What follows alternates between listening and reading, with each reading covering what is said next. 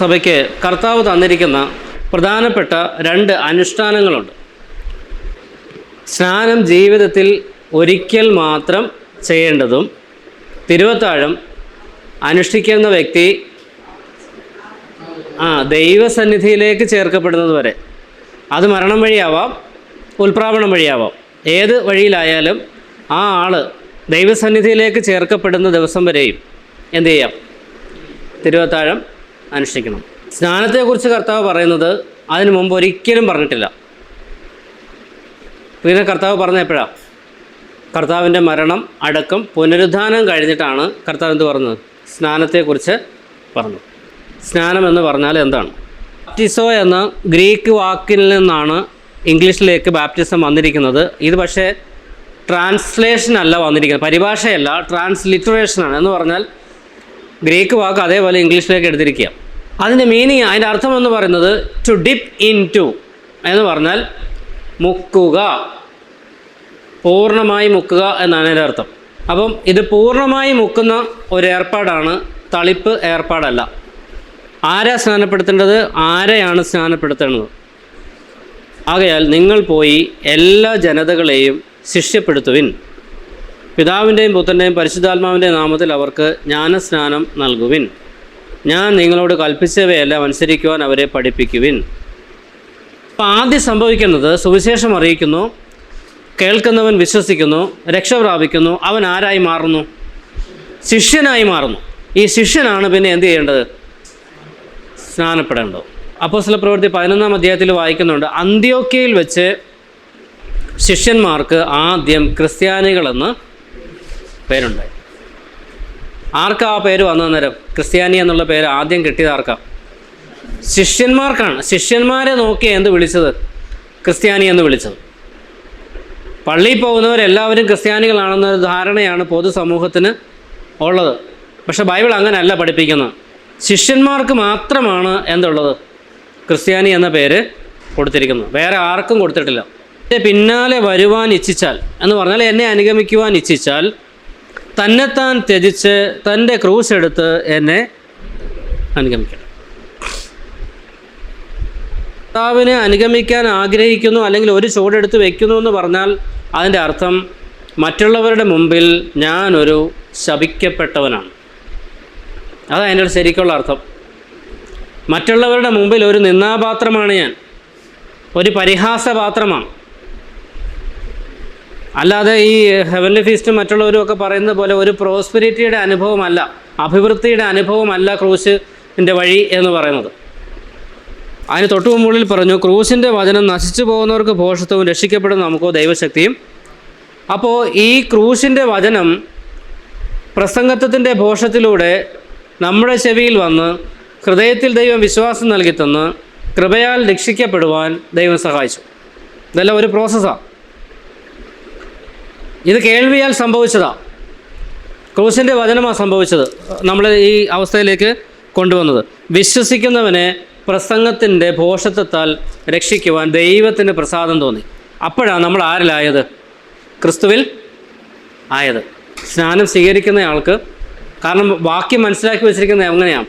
വിശ്വസിച്ചവനെ സ്നാനപ്പെടുത്തി അവനെ ഉപദേശിച്ചാൽ അവൻ ആരായിക്കോളൂന്നാണ്, അവൻ ശിഷ്യനായിക്കോളൂന്നാണ് നമ്മൾ വിചാരിച്ചു വെച്ചിരിക്കുന്നത്. പക്ഷെ അങ്ങനെയല്ല കാര്യം. ശിഷ്യനെ വേണം സ്നാനപ്പെടുത്താൻ. ഈ സ്നാനപ്പെടുത്തിയ വ്യക്തിയെ പിന്നെ എന്ത് ചെയ്യണം?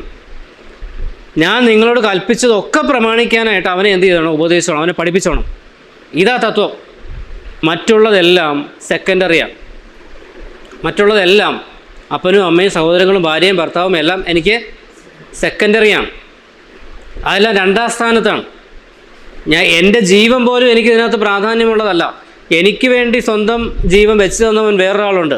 ആ ആളെ ഞാൻ എന്ത് ചെയ്യുക? അനുഗമിക്കുക. ഞാൻ ശിഷ്യനായി തീർന്നിരിക്കുക. ആ ശിഷ്യത്വത്തിൻ്റെ ഉടമസ്ഥനായിരിക്കണം എന്ത് ചെയ്യേണ്ടത്? സ്നാനം സ്വീകരിക്കേണ്ടത്. എപ്പോഴാണ് സ്നാനപ്പെടേണ്ടത്? എപ്പോൾ ഒരാളെ സ്നാനപ്പെടുത്താം?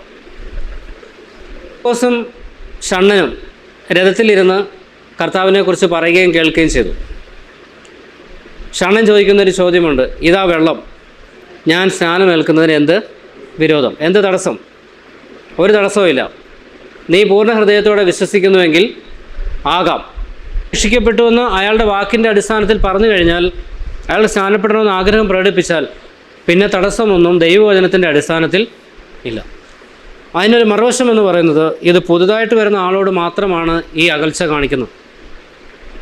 നമ്മുടെ ഇടയിൽ ജനിച്ചു വന്ന ഒരു കുഞ്ഞാണ് എഴുന്നേറ്റ് നിന്ന് രക്ഷിക്കപ്പെടണമെന്നും സ്നാനപ്പെടണമെന്നും താല്പര്യം പറഞ്ഞാൽ പിന്നെ സഭ രണ്ടാമത് ആലോചിക്കുമോ? ഡേറ്റ് ഫിക്സ് ചെയ്യുന്നു, സ്നാനപ്പെടും. വേണമെങ്കിൽ വെരി നെക്സ്റ്റ് സൺഡേ, അടുത്ത ഞായറാഴ്ച വേണമെങ്കിൽ നമ്മൾ എന്ത് ചെയ്യും? സ്നാനപ്പെടുത്തി. നമുക്ക് പിന്നെ വൈകിപ്പിക്കാൻ തോന്നത്തില്ല. എന്താ തോന്നത്തില്ല? വർഷങ്ങളായിട്ട് നമുക്ക് പരിചയമുള്ള കുഞ്ഞായതുകൊണ്ടാണ്. ഒറ്റ കണ്ടീഷനേ ഉള്ളൂ, ഈ സ്നാനപ്പെടുന്ന വ്യക്തി തീരുമാനിച്ചിരിക്കണം, എന്താ? ഞാൻ ക്രിസ്തുവിനെ അനുഗമിക്കാൻ ആരംഭിച്ചിരിക്കുന്നു. ഇനി വരും വരാഴികൾ ക്രിസ്തുവിനെ അനുഗമിക്കുന്നു എന്നുള്ളതിൻ്റെ ഒറ്റ കാരണം കൊണ്ട് വരുന്നതെല്ലാം സഹിക്കാൻ അയാൾ തയ്യാറായിരിക്കണം. കാരണം എന്താ? ഞാൻ ആ ക്രൂശ എടുത്ത് വെച്ചേക്കുന്നത്, ഞാൻ സമൂഹത്തിൻ്റെ മധ്യത്തിൽ അങ്ങനെയുള്ളൊരാളാണ് എന്ന് ആ ആൾക്കൊരു ഉറപ്പുണ്ടായിരിക്കണം. എന്ന് പറഞ്ഞാൽ നമ്മളൊരാളോട് സുവിശേഷം പറയുമ്പോൾ ആ ആളെ ഈ ബോധ്യത്തിലേക്ക് നമ്മൾ കൊണ്ടുവരണം. രക്ഷിക്കപ്പെട്ട് കഴിഞ്ഞപ്പോൾ പ്രശ്നമെല്ലാം അവസാനിപ്പിച്ചു എന്നൊരു തെറ്റിദ്ധാരണയിലേക്കാണ് കൊണ്ടുവരുന്നതെങ്കിൽ പാറപ്പുറത്ത് വീണ വിത്ത് പോലെ ആയിപ്പോവും. വേരുണ്ടായിരുന്നില്ല, ശകലം മണ്ണുണ്ടായിരുന്നു, അങ്ങോട്ട് ആഴ്ന്നിറങ്ങി ഒന്ന് തുടിച്ചങ്ങോട്ട് വളർന്നു, പിന്നെ ഇറങ്ങാൻ പറ്റാതെ വരുമ്പോൾ എന്തു ചെയ്യും? വാടിപ്പോവും. പക്ഷേ ഈ കാര്യങ്ങളെല്ലാം അയാൾക്ക് വ്യക്തമായിരിക്കണം. കർത്താവ് പറഞ്ഞില്ല, ഒരു ചാക്ക് സിമൻ്റ് എടുത്ത് ഒരു 10 കിലോമീറ്റർ നടന്നാൽ മതി രക്ഷിക്കപ്പെട്ടതിന് ശേഷം, നിന്നെ ശിഷ്യനായിട്ട് അംഗീകരിച്ചിരിക്കുന്നു എന്നാണ് കർത്താവ് പറഞ്ഞിരുന്നെങ്കിലോ എത്ര പേർക്ക് അതിന് സാധിക്കുമായിരുന്നു? അല്ലേ?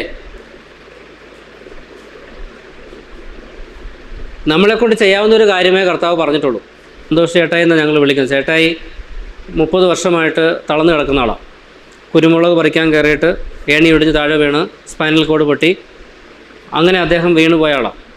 മരണത്തെ മുഖാമുഖം കണ്ട് കഴിയുമ്പോഴാണ് സുവിശേഷം കേൾക്കുന്നതും വിശ്വസിക്കുന്നതും രക്ഷിക്കപ്പെടുന്നതുമെല്ലാം. കിടക്കുന്ന കിടപ്പിൽ അദ്ദേഹം സ്നാനപ്പെടാനുള്ള താല്പര്യം പറഞ്ഞു. അയാളെ എടുത്തുകൊണ്ടാണ് സ്നാനപ്പെടുത്തിയത്. സ്നാനം കർത്താവിൻ്റെ കൽപ്പനയാണ്, അത് അനുസരിക്കാനുള്ള ബോധ്യം ഈ വ്യക്തിക്ക് ലഭിക്കണം. അപ്പോൾ കർത്താവിനെ സ്നേഹിക്കുന്നതിൻ്റെ ഭാഗമായിട്ടാണ്, നിങ്ങൾ എന്നെ സ്നേഹിക്കുന്നുവെങ്കിൽ നിങ്ങൾ എൻ്റെ കൽപ്പനകൾ അനുസരിക്കും. ആ സ്നേഹമാണ് കിടന്ന കിടപ്പിൽ അദ്ദേഹം പ്രകടമാക്കിയത്. ഞാൻ ക്രൂശിക്കപ്പെട്ടിരിക്കുന്നു, ഞാൻ മരിച്ചിരിക്കുന്നു, ഞാൻ അടക്കപ്പെട്ടിരിക്കുന്നു, ഞാൻ ഉയർത്തെഴുന്നേറ്റിരിക്കുന്നു, ഞാനിപ്പോൾ പുതിയ ആളാണ്, ഞാൻ പഴയ ആളല്ല എന്ന് അയാൾ ലോകത്തോടും അയാളോടും പ്രഖ്യാപിക്കുക. ഇന്ന് നമ്മൾ ചിന്തിക്കാനായിട്ട് പോകുന്നത്, ഇപ്പോൾ സ്ഥലം സഭ എങ്ങനെ രൂപീകരിക്കപ്പെട്ടു എന്ന് കണ്ടു. സ്ഥലം സഭയുടെ അവരുടെ എസെൻഷ്യൽ ക്വാളിറ്റീസൊക്കെ നമ്മൾ കണ്ടു കഴിഞ്ഞു. ഇനി പുതിയ നിയമസഭയ്ക്ക് കർത്താവ് തന്നിരിക്കുന്ന പ്രധാനപ്പെട്ട 2 അനുഷ്ഠാനങ്ങളുണ്ട്. 2 ordinance of the new testament assembly. പുതിയ നിയമസഭയ്ക്ക് കർത്താവ് നൽകിയിരിക്കുന്ന 2 അനുഷ്ഠാനങ്ങൾ.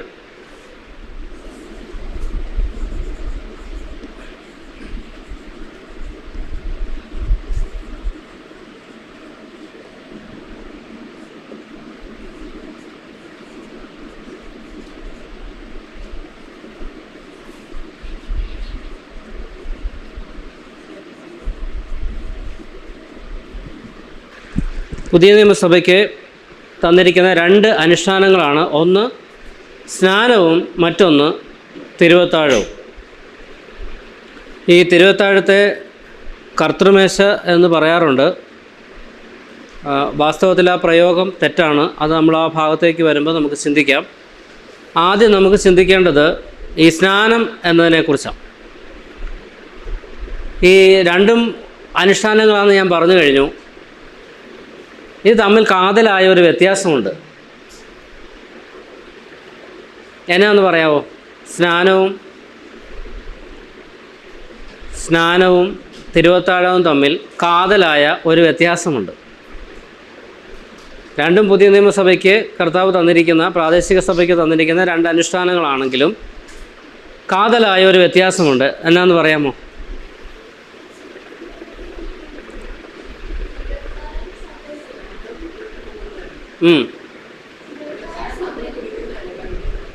അതല്ല. ആ ആ ആ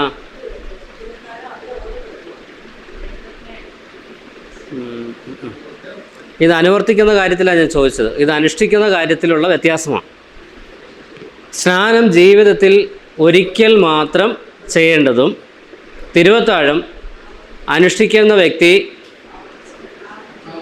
ദൈവസന്നിധിയിലേക്ക് ചേർക്കപ്പെടുന്നത് വരെ, അത് മരണം വഴിയാവാം, ഉൽപ്രാപണം വഴിയാവാം, ഏത് വഴിയിലായാലും ആ ആൾ ദൈവസന്നിധിയിലേക്ക് ചേർക്കപ്പെടുന്ന ദിവസം വരെയും എന്തു ചെയ്യാം? തിരുവത്താഴം അനുഷ്ഠിക്കണം. അതാണ് കൽപ്പന. രണ്ടും കൽപ്പനകളാണ്, പക്ഷേ തമ്മിലുള്ള വ്യത്യാസം ഒരെണ്ണം ഒരിക്കൽ മാത്രം ചെയ്യുന്നതും മറ്റൊന്ന് ദൈവസന്നിധിയിലേക്ക് എടുക്കപ്പെടുന്നത് വരെയും അനുഷ്ഠിക്കേണ്ടതാണ്. അതാണ് കാതലായ വ്യത്യാസം എന്ന് പറയുന്നത്.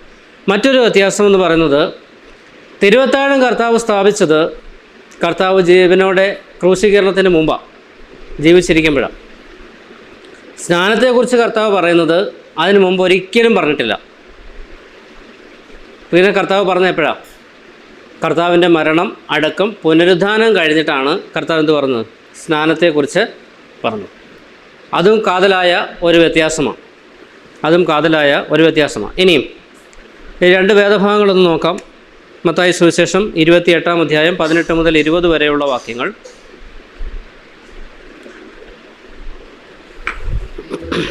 നമുക്ക് വളരെ സുപരിചിതമായ രണ്ട് കാര്യങ്ങളാണ്. അത് വലിയ വിശദീകരണത്തിൻ്റെ ആവശ്യമില്ലാത്ത കാര്യങ്ങളാണ്, എങ്കിലും നമുക്കൊന്ന് ശ്രദ്ധിക്കാം. മത്തായി സുവിശേഷം 28-ാം അധ്യായം 18 മുതൽ 20 വരെയുള്ള വാക്യങ്ങൾ.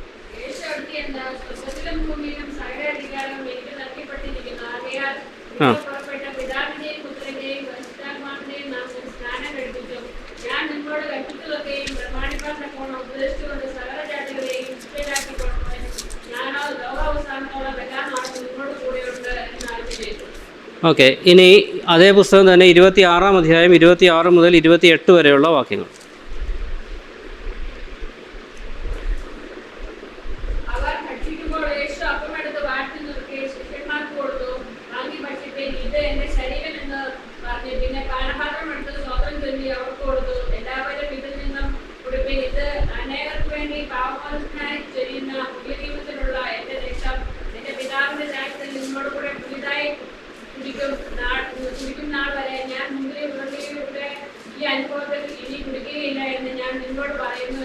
മതി, ഇതാണ് ഞാൻ പറഞ്ഞത്. ഒന്ന്, പുനരുദ്ധാനത്തിന് ശേഷം ആദ്യം വായിച്ചത് കർത്താവ് സ്വർഗത്തിലേക്ക് ആരോഹണം ചെയ്യുന്നതിന് തൊട്ട് മുമ്പ് കൊടുത്ത ഒരു കൽപ്പന, അതുവരെ കൊടുത്തിട്ടില്ല, അതിനെക്കുറിച്ചൊന്നും പറഞ്ഞിട്ടില്ല. എന്നാൽ ഇതിനെക്കുറിച്ച്, അതായത് തിരുവത്താഴത്തെക്കുറിച്ച് കർത്താവ് പറയുന്നത് കർത്താവ് ജീവിച്ചിരിക്കുമ്പോഴാണ്. പിടിക്കപ്പെടുന്നതിന് ഏതാനും മണിക്കൂറുകൾക്ക് മുമ്പ് ആണ് കർത്താവ് തിരുവത്താഴം സ്ഥാപിക്കുന്നത്. ഇനിയും സ്നാനമാണ് ഇന്ന് നമ്മൾ ചിന്തിക്കാനായിട്ട് ഉദ്ദേശിക്കുന്നത്. എന്താണ് സ്നാനമെന്ന് പറഞ്ഞാൽ? സ്നാനമെന്ന് പറഞ്ഞാൽ എന്താണ്? അപ്പോൾ ആ വാക്കിൻ്റെ അർത്ഥം ആദ്യം ഒന്ന് ശ്രദ്ധിക്കാം.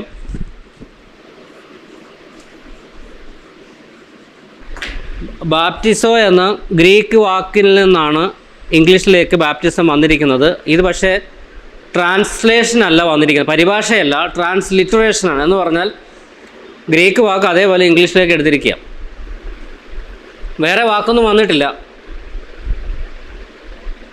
ഒരു വാക്ക് ഇംഗ്ലീഷിൽ പറഞ്ഞാൽ അതിൻ്റെ ട്രാൻസ്ലേഷൻ ആയിരിക്കണമല്ലോ വരേണ്ടത്.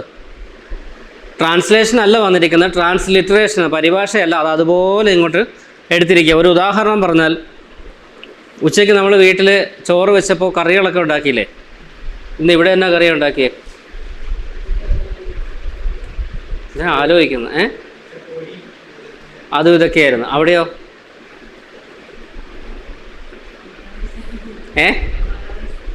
ടൊമാറ്റോ റൈസ് ആയിരുന്നു. ഓക്കെ. കറി ഇംഗ്ലീഷ് വാക്കാണോ മലയാളം വാക്കാണോ? അപ്പോൾ മലയാളം വാക്ക് എന്തുവാ? ആരാ ഇപ്പം അത് ഉപയോഗിക്കുന്നത്?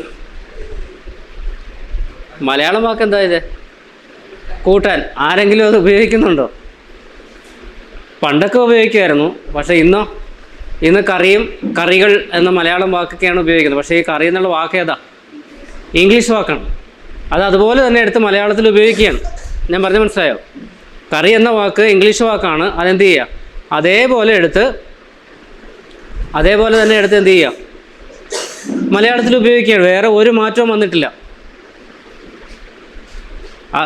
ഒന്നിലധികം കറികളുണ്ടെങ്കിൽ ഇംഗ്ലീഷിൽ കറീസ് എന്ന് പറയണം, മലയാളത്തിൽ കറികൾ എന്ന് നമ്മൾ 2 അക്ഷരം കൂടെ ആഡ് ചെയ്തങ്ങ് പറഞ്ഞതേ ഉള്ളൂ. അതൊരു മലയാളം വാക്കാക്കി നമ്മൾ എന്ത് ചെയ്തു, നമ്മളായിട്ട് മാറ്റിയതാണ്. പക്ഷേ വാക്ക് ഏതാ, ഇംഗ്ലീഷ് വാക്കാണ്. അത് മലയാളത്തിലേക്ക് കൊണ്ടുവന്നപ്പോൾ അതുപോലെ തന്നെ എടുത്തു. അതിനാണ് ട്രാൻസ്ലിറ്ററേഷൻ എന്ന് പറയുന്നത്. ട്രാൻസ്ലേഷനല്ല, പരിഭാഷയല്ല, ആ വാക്ക് അതേപോലെ തന്നെ ഉപയോഗിക്കുന്നതിനാണ് ട്രാൻസ്ലിറ്ററേഷൻ എന്ന് പറയുന്നത്. ഇതുപോലെ ബാപ്റ്റിസോ എന്ന ഗ്രീക്ക് വാക്കിൽ നിന്ന് ഇംഗ്ലീഷിലേക്ക് അതേപോലെ തന്നെ കടമെടുത്തിരിക്കുക. ഇംഗ്ലീഷിലേക്ക് അതുപോലെ തന്നെ കടമെടുത്തിരിക്കുക.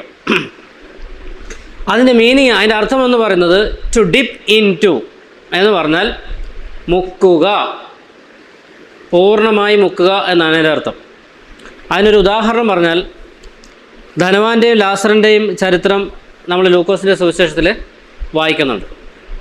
ധനവാൻ യാതന സ്ഥലത്ത് കിടന്നുകൊണ്ട് യാതന അനുഭവിക്കുമ്പോൾ അബ്രഹാം പിതാവിൻ്റെ മടിയിലിരിക്കുന്ന ലാസറിനെ കണ്ടുകൊണ്ട് ഒരു അപേക്ഷ കഴിക്കുന്നുണ്ട്. എന്തായിരുന്നു അപേക്ഷ? ലാസറിൻ്റെ വിരലിൻ്റെ അണിവിരലിൻ്റെ അറ്റം മുക്കി അദ്ദേഹത്തിൻ്റെ തൊണ്ട നനയ്ക്കേണ്ടതിന് ഇങ്ങോട്ട് നയിക്കണമെന്ന് പറഞ്ഞു, അല്ലേ? അവിടെ ആ വിരലിൻ്റെ അറ്റം വെള്ളത്തിൽ മുക്കി എൻ്റെ നാവിനെ തണുപ്പിക്കണം. ആ മുക്കി എന്ന വാക്കിന് ഉപയോഗിച്ചിരിക്കുന്നത് ബാപ്റ്റിസോ എന്നുള്ള വാക്കാണ്. അത് വെർബ. അപ്പം വിരൽ മുക്കണ്ടേ? മുക്കണം എന്ന് പറഞ്ഞാൽ തളിപ്പ് പറ്റില്ല, മുങ്ങണം. അവിടെ ഉപയോഗിച്ചിരിക്കുന്ന വാക്കതാ, അതിനാണ് ബാപ്റ്റിസോ എന്ന് പറയുന്നത്. അപ്പം ഇത് പൂർണ്ണമായി മുക്കുന്ന ഒരു ഏർപ്പാടാണ്, തളിപ്പ് ഏർപ്പാടല്ല. പൂർണ്ണമായി മുക്കിയെങ്കിൽ മാത്രമേ എന്താകത്തുള്ളൂ, ബാപ്റ്റിസം ആകത്തുള്ളൂ, സ്നാനം ആകത്തുള്ളൂ. ഇത് കർത്താവിൻ്റെ ഒരു കൽപ്പനയാണ്, അല്ലേ? കർത്താവിൻ്റെ കൽപ്പനയായതുകൊണ്ടാണ് ഇത് ചെയ്യുന്നത്. ഇനി ആ കൽപ്പന നമ്മളൊന്ന് വായിച്ചു, ഒന്നുകൂടെ വായിക്കാം. അതിൻ്റെ ക്രമം ഒന്ന് ശ്രദ്ധിക്കാം. മത്തായി സുവിശേഷം 28-ാമത്തെ അധ്യായം 18 മുതൽ 20 വരെയുള്ള വാക്യങ്ങൾ ഒന്നുകൂടെ വായിക്കാം.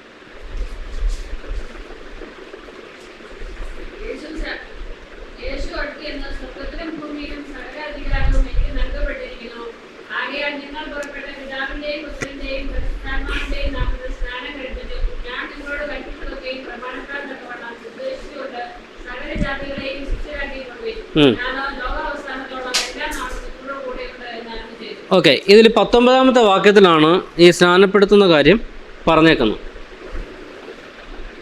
ഓക്കെ, ആരാണ് സ്നാനപ്പെടുത്തേണ്ടത്, ആരെയാണ് സ്നാനപ്പെടുത്തേണ്ടത്, എങ്ങനെയാണ് സ്നാനപ്പെടുത്തേണ്ടതെന്നുള്ളത് ഞാൻ പറഞ്ഞു കഴിഞ്ഞു. ഒറ്റ വാക്കിൽ ഞാനത് പറഞ്ഞു കഴിഞ്ഞു. മുക്കണം. ആരാ സ്നാനപ്പെടുത്തേണ്ടത്, ആരെയാണ് സ്നാനപ്പെടുത്തേണ്ടത്? ആ വാക്യത്തിൻ്റെ അടിസ്ഥാനത്തിലൊന്ന് പറഞ്ഞേ. ശിഷ്യന്മാരെ. ആരാ സ്നാനപ്പെടുത്തേണ്ടത്? ശിഷ്യന്മാരാണ് സ്നാനപ്പെടുത്തേണ്ടത്. ശിഷ്യന്മാരോടാണല്ലോ പറഞ്ഞത്.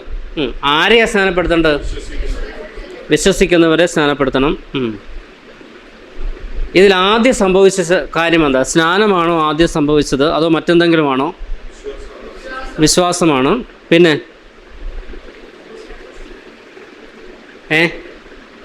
ഇതിൻ്റെ ക്രമമൊന്നും മനസ്സിലാക്കാൻ ശ്രമിച്ചേ. നിങ്ങൾ പുറപ്പെട്ട് പിതാവിൻ്റെയും പുത്രൻ്റെയും പരിശുദ്ധാത്മാവിൻ്റെയും നാമത്തിൽ സ്നാനം കഴിപ്പിച്ച് ഞാൻ നിങ്ങളോട് കൽപ്പിച്ചതൊക്കെ പ്രമാണിക്കാൻ തക്കവണ്ണം ഉപദേശിക്കുക സകല ജാതികളെയും. അപ്പോൾ എന്തെല്ലാം കാര്യങ്ങൾ അതിനകത്ത് വന്നിട്ടുണ്ട്, അതാണ് അറിയേണ്ടത്. ആദ്യം പുറപ്പെടണം, അല്ലേ? ഗോ. പിന്നെ സ്നാനം കഴിപ്പിക്കണം, 2. പിന്നെ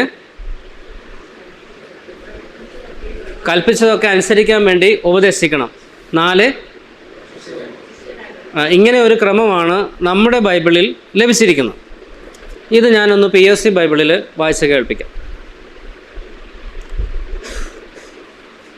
POC ബൈബിളിൽ എങ്ങനെയാണ് ഇത് കൊടുത്തിരിക്കുന്നതെന്ന് നോക്കാം.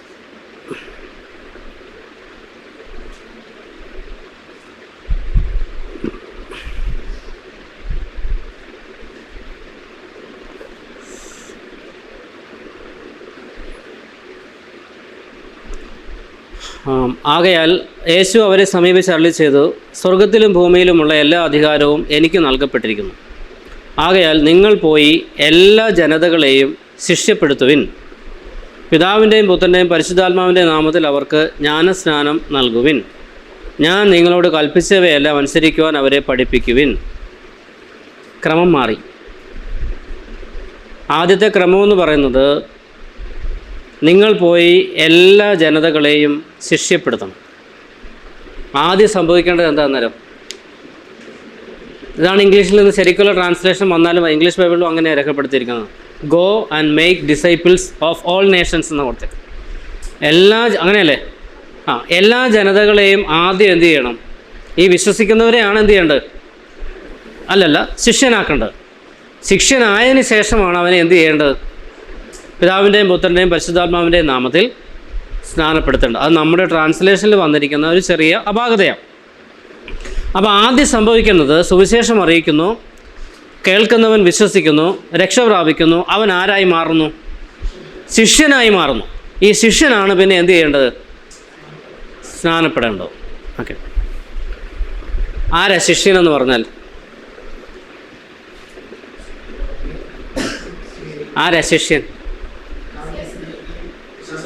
അല്ല, വാക്കിൻ്റെ അർത്ഥം മാത്രം ഒന്ന് പറഞ്ഞാൽ മതി.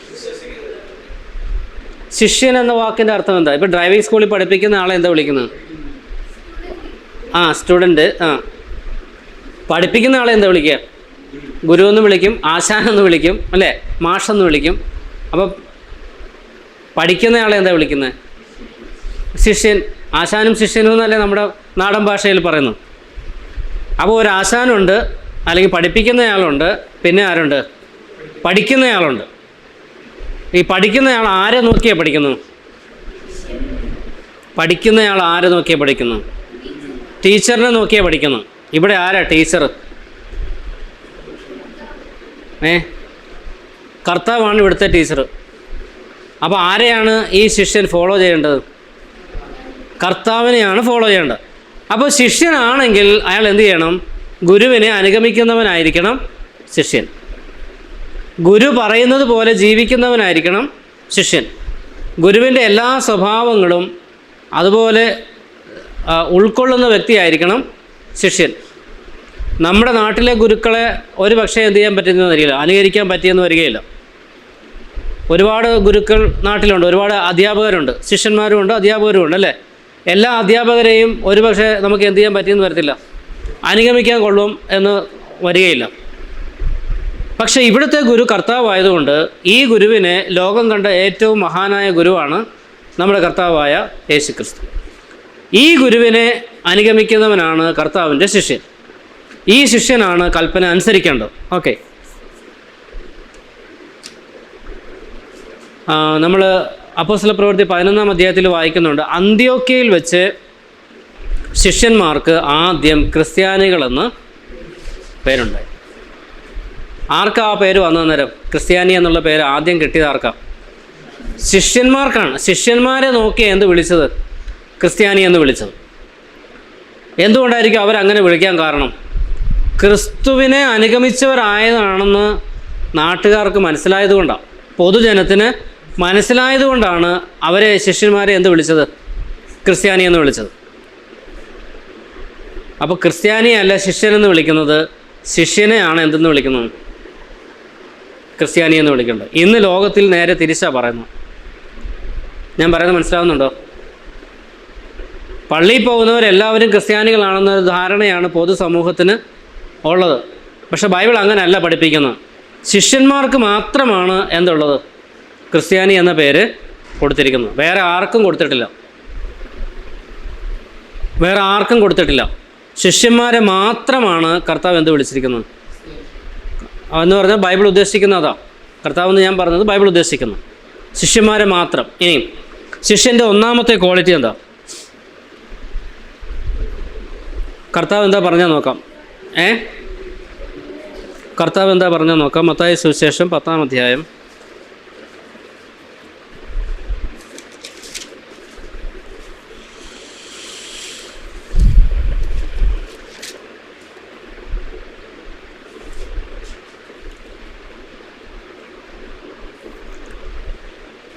16-ാം അധ്യായത്തിൻ്റെ 24-ാമത്തെ വാക്യം ഒന്ന് വായിക്കാം. മത്തായി 16-ാം അധ്യായം 24-ാമത്തെ വാക്യം, ചാപ്റ്റർ 16 വേഴ്സ് 24.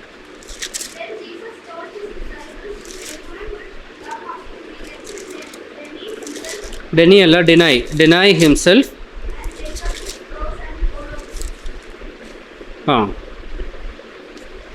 കർത്താവ് പറയുകയാണ്, ഒരുത്തൻ എൻ്റെ പിന്നാലെ വരുവാൻ ഇച്ഛിച്ചാൽ എന്ന് പറഞ്ഞാൽ എന്നെ അനുഗമിക്കുവാൻ ഇച്ഛിച്ചാൽ തന്നെത്താൻ ത്യജിച്ച് തൻ്റെ ക്രൂശ് എടുത്ത് എന്നെ അനുഗമിക്കണം. അപ്പോൾ ഒന്നാമതായിട്ട് ശിഷ്യൻ ചെയ്യേണ്ട കാര്യമുണ്ട്. എന്താ? കേട്ട് തന്നെത്താൻ ത്യജിക്കണം. ക്രൂശ് എടുക്കുന്നതിന് മുമ്പ് ഒരു കാര്യം ചെയ്യണം, അനുഗമിക്കുന്നതിന് മുമ്പ് ഒരു കാര്യം ചെയ്യണം. അനുഗമിക്കുന്നതിന് മുമ്പ് ക്രൂശ് എടുക്കണം. ക്രൂശ് എടുക്കുന്നതിന് മുമ്പ് എന്ത് ചെയ്യണം? ഡിനൈ ഹിംസെൽഫ്, അവനവനെ തന്നെ ത്യജിക്കണം.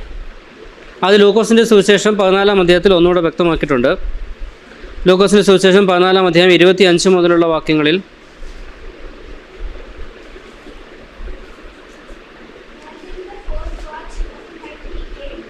No. Luke's Gospel, chapter 14, verse 25.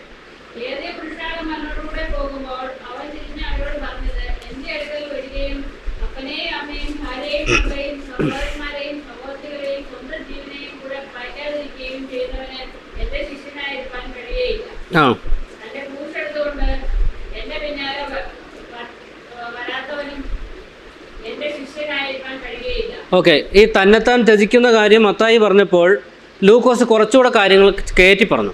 എന്തൊക്കെ കാര്യങ്ങളാണ് പറഞ്ഞു? എൻ്റെ അടുക്കൽ വരികയും അപ്പനെയും അമ്മയെയും ഭാര്യയെയും മക്കളെയും സഹോദരന്മാരെയും സഹോദരികളെയും സ്വന്തം ജീവനെയും കൂടെ പകയ്ക്കാതിരിക്കുകയും ചെയ്യുന്നവന് എൻ്റെ ശിഷ്യനായിരിക്കുവാൻ കഴിയുകയില്ല. തൻ്റെ ക്രൂശ് എടുത്തുകൊണ്ട് എൻ്റെ പിന്നാലെ വരാത്തവനും എൻ്റെ ശിഷ്യനായിരിക്കാൻ. ഇതെന്നെ ഒരു ഏർപ്പാടാണ് കർത്താവേ. കർത്താവിനെ അനുഗമിക്കണമെങ്കിൽ എന്തെല്ലാം ബദ്ധപ്പാടാന്ന് നോക്കിയേ. എന്തൊക്കെ ബദ്ധപ്പാടുണ്ട്? ബദ്ധപ്പാടേ ഉള്ളൂ. അപ്പൻ, അമ്മ, ഭാര്യ, മക്കൾ, സഹോദരന്മാർ, സഹോദരിമാർ എല്ലാം കഴിഞ്ഞിട്ട് പറയുക സ്വന്തം ജീവനും കൂടെ എന്ത് ചെയ്യണം? പകയ്ക്കണം. പകയ്ക്കണമെന്ന് പറഞ്ഞാൽ എന്താ അർത്ഥം?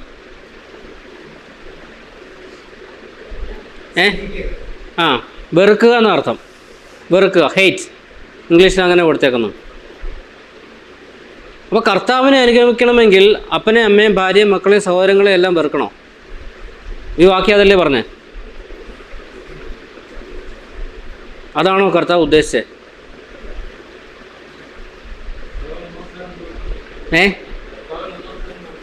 കർത്താവിന് ഒന്നാം സ്ഥാനം കൊടുക്കണം. അപ്പോൾ ഈ ക്രൂശ് എടുത്ത് തന്നെ അനുഗമിക്കണമെന്ന് പറയാൻ കാര്യം എന്താ? ഈ ക്രൂശിനെ സംബന്ധിച്ചിടത്തോളം, അല്ലെങ്കിൽ ഈ ശിഷ്യന്മാരെ സംബന്ധിച്ചിടത്തോളം, ഈ ക്രൂശ് എന്ന വാക്ക് പുതിയതാണോ അതോ പഴയതാണോ?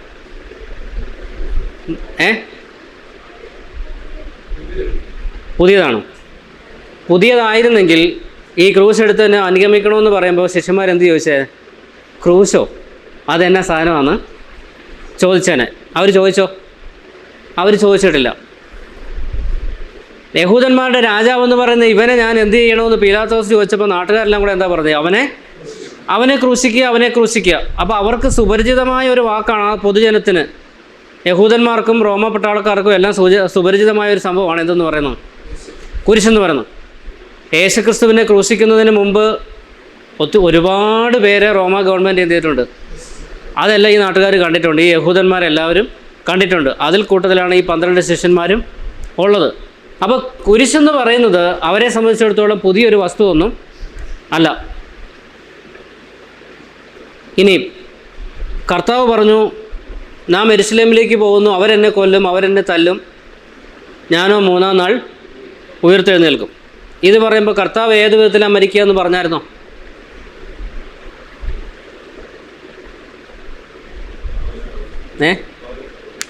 പറഞ്ഞിട്ടുണ്ട്. കർത്താവ് ക്രൂശിക്കപ്പെട്ട് തന്നെ മരിക്കുമെന്ന് കർത്താവ് പറഞ്ഞിട്ടാണ് പറയുന്നത്, എന്നെ അനുഗമിക്കുന്നവൻ എന്ത് ചെയ്യണം? ക്രൂശ് എടുത്തുകൊണ്ട് എന്നെ അനുഗമിക്കണമെന്ന് പറഞ്ഞിട്ടുണ്ട്. പക്ഷെ അവർക്ക് അന്നേരം ആ കാര്യം മനസ്സിലായിട്ടില്ല. ഞാൻ പറയുന്നത് മനസ്സിലാവുന്നുണ്ടോ? അവരത് ഗ്രഹിച്ചില്ല എന്ന് അടുത്ത വാക്യത്തിൽ നമ്മൾ വായിക്കുകയും ചെയ്യുന്നുണ്ട്. പക്ഷേ ഗലാത്യ ലേഖനത്തിലേക്ക് വരുമ്പോൾ ഈ ക്രൂശിൻ്റെ ഒരു പ്രത്യേകത പറഞ്ഞിട്ടുണ്ട്. എന്താ അത്? ക്രൂശ് വാസ്തവത്തിൽ എന്തിനാണ് കാണിക്കുന്നത്? കേട്ടില്ല. കുരിശ് വാസ്തവത്തിൽ എന്തിനാണ് കാണിക്കുന്നത്? സാത്താനോ? സഹനം. വേറെ എന്തെങ്കിലും അർത്ഥം? ക്രൂശ് എന്ന് കേൾക്കുമ്പോൾ ആദ്യം മനസ്സിലേക്ക് വരുന്നത് എന്താ? വീണ്ടെടുപ്പ്.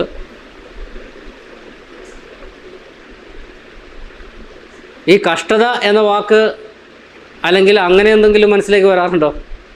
കാരണം കുരിശ് മരണമെന്ന് പറയുന്നത് തന്നെ അതിവേദന അനുഭവിക്കുന്ന ഒരു മരണമാണ്. ക്രൂശിക്കപ്പെടുക എന്ന് പറഞ്ഞാൽ പിന്നെ ഇങ്ങനെ ഇഞ്ചിഞ്ചായി മരിക്കുക എന്നുള്ളതാണ് അതിൻ്റെ ശരിക്കുള്ള അർത്ഥം വരുന്നത് തന്നെ. പക്ഷേ പൗലോസ് ഗലാത്യ ലേഖനത്തിൽ പറയുന്നത് മരത്തിന്മേൽ തൂങ്ങുന്നവനെല്ലാം ശപിക്കപ്പെട്ടവൻ. അപ്പോൾ ക്രിസ്തു ഒരു ശാപമരണമാണ് നമുക്ക് പ്രതിപകരയാഗമായി മരിച്ചപ്പോൾ ഏറ്റെടുത്തത്.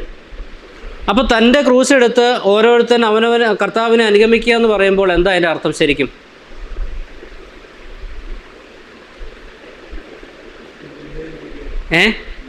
ഞാൻ കർത്താവിനെ അനുഗമിക്കാൻ ആഗ്രഹിക്കുന്നു അല്ലെങ്കിൽ ഒരു ചുവടെടുത്ത് വയ്ക്കുന്നു എന്ന് പറഞ്ഞാൽ അതിൻ്റെ അർത്ഥം മറ്റുള്ളവരുടെ മുമ്പിൽ ഞാനൊരു ശപിക്കപ്പെട്ടവനാണ്. അതാണ് അതിൻ്റെ ശരിക്കുള്ള അർത്ഥം. മറ്റുള്ളവരുടെ മുമ്പിൽ ഒരു നിന്ദാപാത്രമാണ് ഞാൻ, ഒരു പരിഹാസപാത്രമാണ്. അല്ലാതെ ഈ ഹെവൻലി ഫീസ്റ്റും മറ്റുള്ളവരും ഒക്കെ പറയുന്നത് പോലെ ഒരു പ്രോസ്പെരിറ്റിയുടെ അനുഭവമല്ല, അഭിവൃദ്ധിയുടെ അനുഭവമല്ല ക്രൂശിൻ്റെ വഴി എന്ന് പറയുന്നത്. ഇത് ശിഷ്യനെടുക്കേണ്ട കാര്യമാണ്. കർത്താവിനെ അനുഗമിക്കാൻ ഇച്ഛിക്കുന്നു എന്ന് പറഞ്ഞാൽ കർത്താവിന് ശിഷ്യനായി തീരാൻ ആഗ്രഹിക്കുന്നു. കർത്താവിൻ്റെ ശിഷ്യനായി തീരാൻ ആഗ്രഹിക്കുന്ന വ്യക്തി ആദ്യമായി മനസ്സിലാക്കേണ്ടുന്ന കാര്യം ഞാൻ എൻ്റെ ക്രൂശ് എടുക്കുക എന്നുള്ളതാണ്. എൻ്റെ ക്രൂശ് എന്നെ ഓർമ്മിപ്പിക്കുന്നത് ഞാൻ മറ്റുള്ളവരുടെ മുമ്പിൽ ഒരു ശാപഗ്രസ്തനാണ്. എൻ്റെ സമൂഹത്തിൽ എല്ലാവരും എന്നെ ഇനി കാണാൻ പോകുന്നത് എങ്ങനെയായിട്ടാണ്? അതാ ഓർക്കേണ്ടത്. മരത്തിന്മേൽ തൂങ്ങുന്നവനെല്ലാം ശപിക്കപ്പെട്ടവൻ. ഞാൻ ഈ കുരിശും എടുത്ത് തോളെ വെച്ച് നടക്കുമ്പോൾ മറ്റുള്ളവർ എന്നെ കാണുമ്പോൾ ഇവൻ ഒരു ശപിക്കപ്പെട്ടവനാണ് എന്ന് തിരിച്ചറിയണം. ആ ഐഡൻറ്റിറ്റിയാണ് നമുക്കിവിടെ നിന്ന് കിട്ടേണ്ടത്. പക്ഷേ നിർഭാഗ്യവശാൽ നമ്മൾ ആ ഐഡൻറ്റിറ്റി എന്ത് ചെയ്യുക? മറ്റു പല സംഭവങ്ങൾ കൊണ്ട് മറച്ചു പിടിക്കാനാണ് ശ്രമിക്കുന്നത്.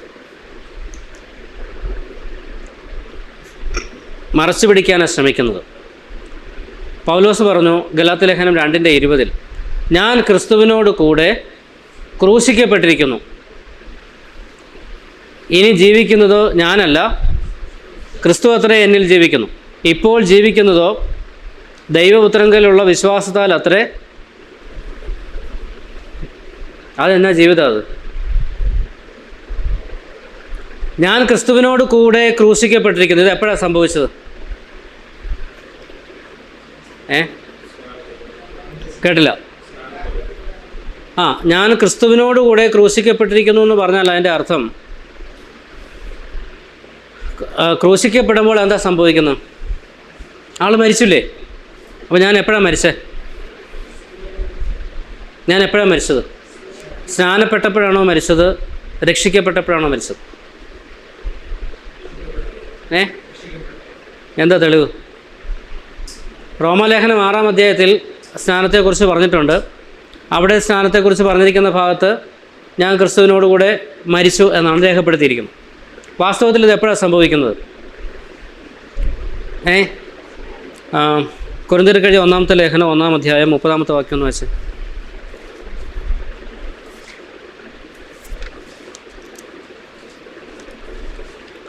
കൊരിന്ത്യർക്ക് എഴുതിയ 1-ാമത്തെ ലേഖനം 1-ാം അധ്യായം 30-ാമത്തെ വാക്യം. നിങ്ങളോ അവനാൽ ക്രിസ്തുയേശുവിൽ ഇരിക്കുന്നു. അവൻ നമുക്ക് ദൈവത്തിൽ നിന്ന് ജ്ഞാനവും നീതിയും ശുദ്ധീകരണവും വീണ്ടെടുപ്പുമായി തീർന്നു. ഇതെപ്പോഴാണ് സംഭവിച്ചത്? നമ്മൾ ആരെങ്കിലും ആഗ്രഹിച്ചിട്ട് ഈ ശുദ്ധീകരണം നേടിയെടുത്താണോ? വീണ്ടെടുപ്പ് നേടിയെടുത്തതാണോ? നമ്മുടെ അധ്വാനത്തിൻ്റെ ഫലമായിട്ട് നേടിയെടുത്തതാണോ? പിന്നെ എങ്ങനെ നമുക്ക് ക്രിസ്തുയേശുവിൽ ഇരിക്കാൻ പറ്റി? ക്രിസ്തുയേശുവിൽ എപ്പോഴാണ് ആയത്? അന്നേരം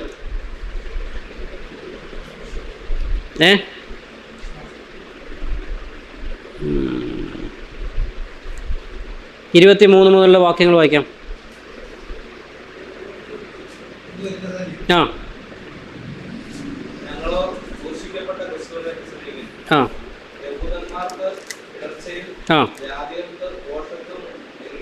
ആ യഹൂദന്മാരാകട്ടെ യവനന്മാരാകട്ടെ ആ വിളിക്കപ്പെട്ട ഏവർക്കും ദൈവശക്തിയും ദൈവജ്ഞാനവുമായ ക്രിസ്തുവിനെ തന്നെ ആ ദൈവത്തിന്റെ പോഷത്വം മനുഷ്യരെക്കാൾ ജ്ഞാനമേറിയതും ദൈവത്തിന്റെ ബലഹീനത മനുഷ്യരെക്കാൾ ബലമേറിയതും ആകുന്നു. സഹോദരന്മാരെ, നിങ്ങളുടെ വിളിയെ നോക്കുവിൻ. ലോകാഭിപ്രായ പ്രകാരം ജ്ഞാനികൾ ഏറെയില്ല, ബലവാന്മാർ ഏറെയില്ല, കുലീനന്മാർ ഏറെയില്ല. ജ്ഞാനികളെ ലജ്ജിപ്പിപ്പാൻ ദൈവം ലോകത്തിൽ പോഷകമായത് തിരഞ്ഞെടുത്തു. ബലമുള്ളതിനെ ലജ്ജിപ്പിപ്പാൻ ദൈവം ലോകത്തിൽ ബലഹീനമായത് തിരഞ്ഞെടുത്തു. ഉള്ളതിനെ ഇല്ലായ്മയാക്കുവാൻ ദൈവം ലോകത്തിൽ ബലഹീനവും നികൃഷ്ടവും ഇല്ലാത്തതും തിരഞ്ഞെടുത്തു. ദൈവസന്നിധിയിൽ ഒരു ജഡവും പ്രശംസിക്കാതിരിക്കേണ്ടതിന് തന്നെ. ഇതൊക്കെ എപ്പോഴാണ് സംഭവിച്ചതെന്നറിയാവോ? ക്രൂശിക്കപ്പെട്ട ക്രിസ്തുവിനെ അവർ പ്രസംഗിച്ചു ഇല്ലേ? ഇനി 21-ാമത്തെ വാക്യം വായിക്കാം. ദൈവത്തിൻ്റെ ജ്ഞാനത്തിൽ ലോകം ജ്ഞാനത്താൽ ദൈവത്തെ അറിയായതുകൊണ്ട് വിശ്വസിക്കുന്നവരെ പ്രസംഗത്തിൻ്റെ ഭോഷത്വത്താൽ രക്ഷിക്കുവാൻ ദൈവത്തിന്. അതിന് തൊട്ടു മുകളിൽ പറഞ്ഞു, ക്രൂശിൻ്റെ വചനം നശിച്ചു പോകുന്നവർക്ക് ഭോഷത്വവും രക്ഷിക്കപ്പെടുന്ന നമുക്കോ ദൈവശക്തിയും. അപ്പോൾ ഈ ക്രൂശിൻ്റെ വചനം പ്രസംഗത്വത്തിൻ്റെ ഭോഷത്തിലൂടെ നമ്മുടെ ചെവിയിൽ വന്ന് ഹൃദയത്തിൽ ദൈവം വിശ്വാസം നൽകി തന്ന് കൃപയാൽ രക്ഷിക്കപ്പെടുവാൻ ദൈവം സഹായിച്ചു. ഇതെല്ലാം ഒരു പ്രോസസ്സാണ്. ഇത് കേൾവിയാൽ സംഭവിച്ചതാണ്. ക്രൂശിൻ്റെ വചനമാണ് സംഭവിച്ചത്, നമ്മളെ ഈ അവസ്ഥയിലേക്ക് കൊണ്ടുവന്നത്. വിശ്വസിക്കുന്നവനെ പ്രസംഗത്തിൻ്റെ ഭോഷത്വത്താൽ രക്ഷിക്കുവാൻ ദൈവത്തിന് പ്രസാദം തോന്നി. അപ്പോഴാണ് നമ്മൾ ആരിലായത്? ക്രിസ്തുവിൽ ആയത്. അതുകൊണ്ടാണ് തുടർന്ന് പറഞ്ഞത്, നിങ്ങളോ അവനാൽ ക്രിസ്തുയേശുവിൽ ഇരിക്കുന്നു. ആരാ? ഈ വിശ്വാസത്തിൻ്റെ പ്രസംഗത്താൽ രക്ഷിക്കപ്പെട്ടവർ. ഇനി മറ്റൊരു കാര്യം കൂടെ നോക്കാം. കൊരിന്ത്യർക്ക് എഴുതിയ 2-ാം ലേഖനം 5-ാം അധ്യായം 14-ാമത്തെ വാക്യം.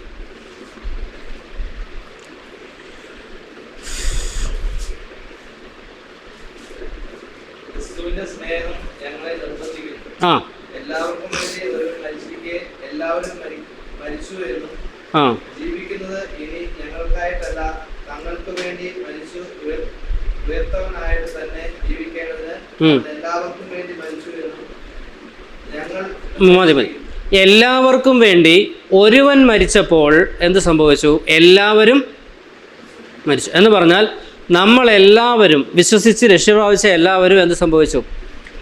യേശുക്രിസ്തുവിനോടൊപ്പം മരിച്ചു, ക്രൂശിക്കപ്പെട്ടു. അതാ സംഭവിച്ചത്. ഇതെപ്പോഴാണ് സംഭവിച്ചത്? ഇപ്പം ഞങ്ങൾ ഫാമിലിയായിട്ട് ഒരുമിച്ച് ഈ ഹാളിനകത്തോട്ട് കയറി വന്നു. ഞാൻ പറയാം, ഞാനും അച്ഛനും കൂടെ ഒരുമിച്ച് വന്നു എന്ന് പറഞ്ഞ് നിങ്ങൾക്ക് എന്ത് മനസ്സിലായി? ഞാൻ ഇന്നലെ വന്നു വന്നു, അച്ഛൻ ഇന്ന് വന്നു എന്നാണോ നിങ്ങൾ മനസ്സിലാക്കിയത്? ഞാൻ ഇന്ന് വന്നു, അച്ഛൻ നാളെ വരുമെന്നാണോ മനസ്സിലാക്കിയത്? പിന്നെ ഞങ്ങൾ ഒരുമിച്ച് വന്നു അല്ലേ? അപ്പോൾ നമ്മൾ ഒരുമിച്ച് ക്രൂശിക്കപ്പെട്ടു എന്ന് പറഞ്ഞാൽ അതിൻ്റെ അർത്ഥം എന്താ? ക്രിസ്തു പിന്നെയും ക്രൂശിക്കപ്പെടുന്നില്ല, നമ്മളും പിന്നെയും ക്രൂശിക്കപ്പെടുന്നില്ല. ഇത് ഒരിക്കൽ സംഭവിച്ചതാണ്. പക്ഷേ ഇത് വിശ്വാസത്തിൻ്റെ മാർഗത്തിലൂടെയാണ് നമുക്ക് എന്താകുന്നത്? സ്വായത്തമാകുന്നത്. ഇതാ സംഭവിക്കുന്നത്. ഇങ്ങനെ സംഭവിച്ച് ശിഷ്യനായ വ്യക്തിയാണ് എന്ത് ചെയ്യേണ്ടത്? സ്നാനം സ്വീകരിക്കേണ്ടത്. അപ്പം സ്നാനപ്പെടുന്ന വ്യക്തി ആദ്യം തിരിച്ചറിയേണ്ട യാഥാർത്ഥ്യം എന്ന് പറയുന്നത്, ഞാൻ ഒരാളെ അനുഗമിക്കുവാൻ ആരംഭിച്ചിരിക്കുന്നു, ഞാനൊരു ശിഷ്യനായി മാറിയിരിക്കുന്നു. ഈ മാറിയിരിക്കുന്നു എന്നുള്ള ബോധ്യത്തിൽ വേണം അയാൾ എന്ത് ചെയ്യാൻ? സ്നാനം സ്വീകരിക്കാൻ. പലപ്പോഴും ഇത് സംഭവിക്കുന്നില്ല എന്നുള്ളതാണ് യാഥാർത്ഥ്യം. എന്ന് പറഞ്ഞാൽ അങ്ങനെ ഒരു യാഥാർത്ഥ്യത്തിലേക്ക്, അല്ലെങ്കിൽ ആ ഒരു ശരിയായ അണ്ടർസ്റ്റാൻഡിങ് സ്നാനാർത്ഥികൾക്ക് ലഭിക്കുന്നില്ല. സ്നാനം സ്വീകരിക്കുന്ന ആൾക്ക്. കാരണം വാക്യം മനസ്സിലാക്കി വെച്ചിരിക്കുന്നത് എങ്ങനെയാണ്?